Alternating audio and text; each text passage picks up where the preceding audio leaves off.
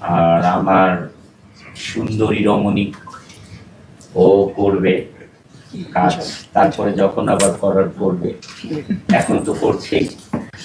ঠিক আছে, ইনশাল্লাহ একসাথেই তো আছি আমরা। আর ইকবালে তো আবার নতুন নতুন নায়িকাও নিয়ে আসে একজন। স্যার আপনি পারমিশন দিলে এবার সাইনিংটা করে দিলে। আচ্ছা ঠিক আছে।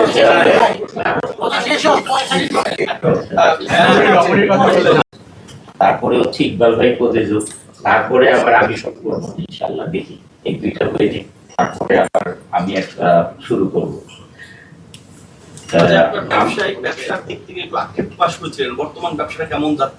ব্যবসা সেটা বেশ এখন মোটামুটি ভালো।